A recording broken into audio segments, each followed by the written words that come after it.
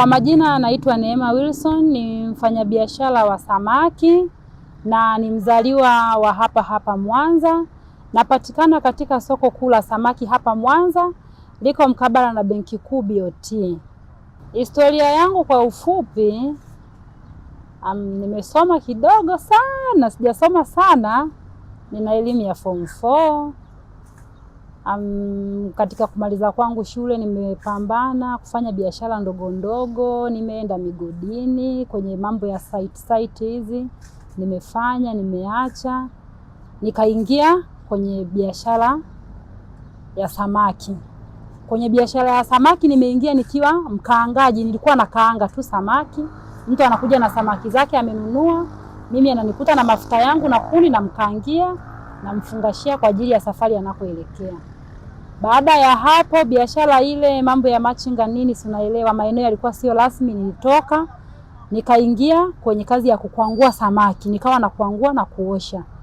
Baada ya hapo nikaona na mimi nimejipata kidogo, nikaona niachie na wenzangu riziki, nikapanda grade kidogo, nikawa mfanyabiashara. Kwa hiyo sasa hivi ninauza samaki, ninauza dagaa, ninauza yani bidhaa zote zinazotokanazo na Ziwa Victoria, ukihitaji unapata.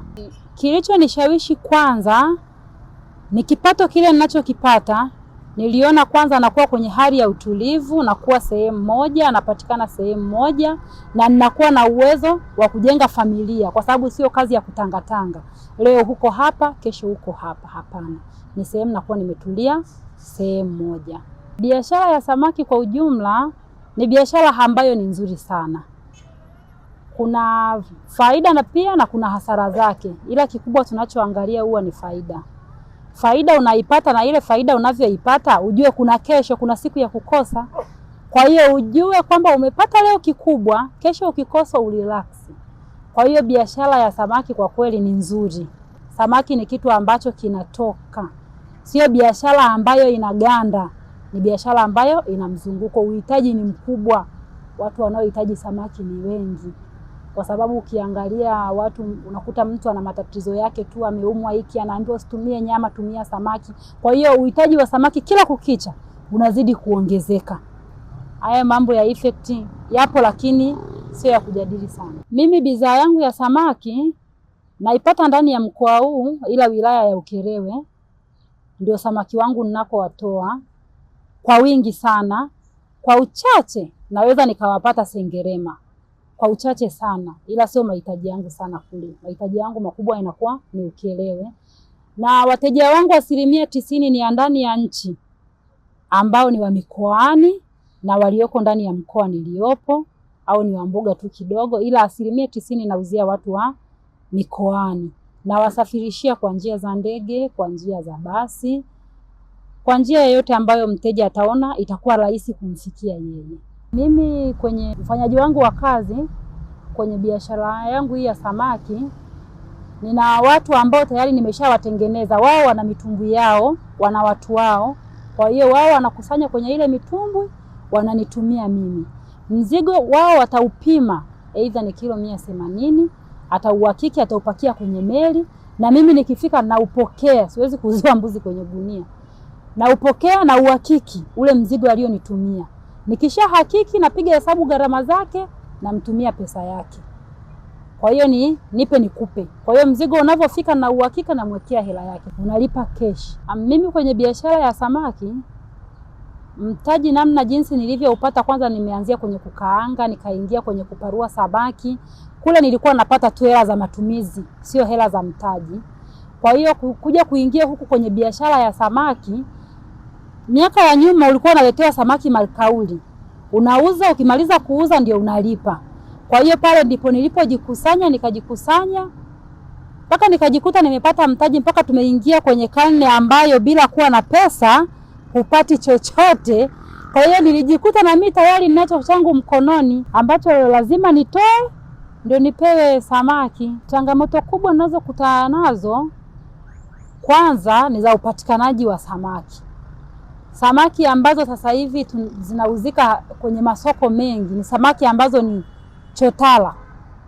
Kwa hiyo samaki kama hizi ambazo sisi tunauza za kutoa visiwani, kwanza unaweza ukawa mzigo umeelewana na mtu yule anayekuletea kwa bei fulani, lakini akatokea mtu anauhitaji ule mzigo na hana namna, inabidi akupandilie wewe au uchukue ule mzigo. Wewe umejua mzigo unakuja, unakuwa unasubiria mzigo. Matokeo yake mpaka giza linaingia, mzigo hujauona, aliyekuahidia kuletea mzigo simu hapokei au hapatikani. Hizo ndio changamoto kubwa. Na changamoto nyingine pia ni mzigo umeupata, una mteja wako unayemwamini, anakupa oda, unamfungashia mzigo, unamtumia mkoani. Si mmeshaaminiana. Kumbe yule mteja wakati huo wewe umeshamwamini sana, yeye ndio sehemu ya kukupiga sasa.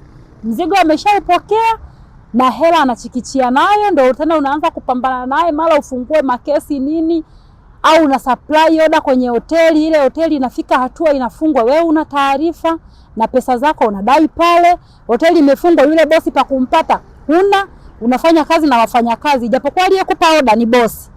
Wakati hoteli inafungwa, wamebaki wafanyakazi. Mfanyakazi anakuambia mtafute bosi. Bosi yeye unamtoa wapi? Yaani kwanza hata kupokea tu simu ni kipengele. Kwa hiyo unajikuta unaanza tena kufungua mambo ya vyesi hayo kwenye mahakama huko, uanze kutembea kuja kuipata hela. Matokeo yake muda mwingine unachoka, unaamua tu kuachana nayo. Hayo ndio magumu tunayokutana nayo kwenye kazi yetu. Ndoto zangu mimi kwa kweli ni kubwa sana. Nahitaji kufika mbali, na nahitaji kufika mbali kwanza kibiashara zangu ninazofanya, hata biashara zingine pia. Nahitaji niwe mfanyabiashara mkubwa wa kimataifa, nahitaji kupeleka samaki nchi mbalimbali, lakini fursa ndio bado hazijapatikana. Japokuwa napambana, napata wateja wanakuambia Neema naenda Marekani, niandalie mzigo, tafutie namna utakavyo package niende nazo. Najitahidi taratibu hivyo hivyo. Wengine unamfungashia wanafika salama, mwingine unamfungashia na kwambia yani ingetokea emergency leo nisifike, yani ningefika mzigo hauko salama. Napambana hivyo hivyo. Kwa hiyo napenda sana kudili na watu wakubwa, kiasi kwamba wale angalau watakufikisha mahala fulani. Hata kwenye kazi yangu ukifika watu wanasema yani huyu dada hapana, kwa sababu napenda sana kudili na watu wakubwa. Nikimhudumia mtu kwanza huwa napenda kumchunguza, unafanya kazi gani, uko wapi. Akishaniambia nakofanya kazi, kwa kweli nitadili naye. Hata kama hahitaji samaki, nitakuwa namtafuta bosi wangu, unaendeleaje? Uko sawa? Nina mzigo mzuri nikutumie. Au anakuambia siko nyumbani, niko safari, ulienda wapi? Nataka kujua ili angalau nione namna gani hata uko aliko mzigo unaweza ukamfikia. Kwa hiyo na wateja wangu ambao wanaenda nje na wasapria mzigo, wanaondoka nao na wanafika vizuri bila shaka. Kwa hiyo na mimi napenda nifike mbali siku moja, na mimi nitume mizigo kwenda nchi mbalimbali. Hiyo fursa naipenda. Sawa. Support yangu kubwa mimi ninayohitaji kwanza ni mtu wa vifungashio. Unajua ninauza samaki, nauza dagaa, lakini vifungashio sio maalum. Mtu anayesafiri kwenda nje unatakiwa uwe na kifungashio maalum cha kumfungasha yule samaki au kufungasha dagaa ili adumu ndani ya mwezi bila kuharibika. Kwa hiyo kwanza ni mtu wa vifungashio, alafu pili masoko. Mtu wa masoko, yani mtu anakwambia kabisa mimi huwa naenda nje, huwa nafanya hivi, ukipita hapa utafanikiwa. Ndio mtu ambaye namhitaji. Watu wa nje mzigo ukimfikishia ndio lazima anunue, lakini unamfikishiaje? Mtu yule wa kukwambia Neema ukipita hapa, ukikanyaga hapa utafika pale. Ndio hao watu ambao mimi nawahitaji. Faida ambazo nimeshapata kwenye hii biashara ni nyingi sana. Ni nyingi sana. Kwanza nasaidia ndugu zangu. Sio ndugu ukoo, nasaidia wadogo zangu. Naisaidia familia yangu kwa ujumla. Kwa sababu kwanza kwenye ndoto zangu kubwa nilichokuwa nakitamani, nilikuwa nasema mtoto wangu sitaki aishi maisha niliyoishi mimi. Kwa hiyo mtoto wangu nimemtengenezea mazingira ya kusoma shule ambayo anaitaka yeye. Hicho ndio cha kwanza. Ninampeleka shule anayotaka yeye, na akimaliza hapo alipo atachagua kwenda anakotaka yeye, kwa sababu na imani na kazi ninayoifanya. Na wadogo zangu pia, na mdogo wangu ambaye mmoja nimemsomesha, amemaliza chuo TIAA pale Arusha, amemaliza. Na mdogo wangu pia alikuwa chuo cha misitu Moshi, pia amesoma, amemaliza, japokuwa hajapata ajira. Niko naye hapa. Pia nina vijana ambao ninafanya nao kazi, sio ndugu zangu, ni watu tu.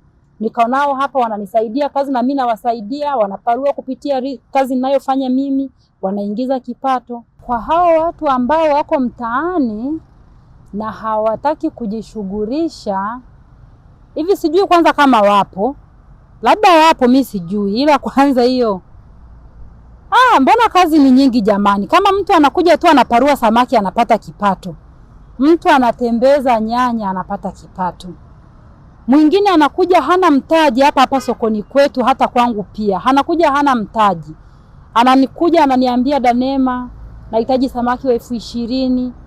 Simjui, yani tumeonana tu hapa tu, ni kwa sababu ile huwa anakuja unampa samaki wale wadogo wadogo, anabeba kwenye beseni, anaenda anatembeza, anamaliza, anakuletea hela yako, unampa wengine tena, anaenda anauza, anamaliza, analeta hela. Sasa sijui hao waliokaa nyumbani wao wenyewe wanataka wafanye nini, sielewi.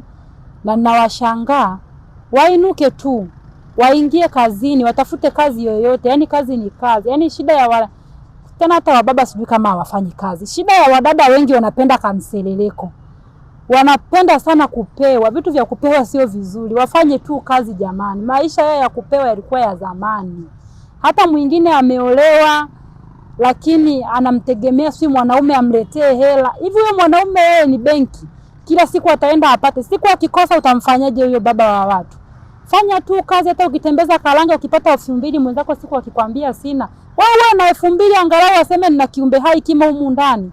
Usiwe golikipa jamani. Vijana wenzangu, wakina baba, wakina mama, na waasa tu, tuinuke twende kazini. Tuipende Tanzania yetu, kwa pamoja tuijenge Tanzania yetu.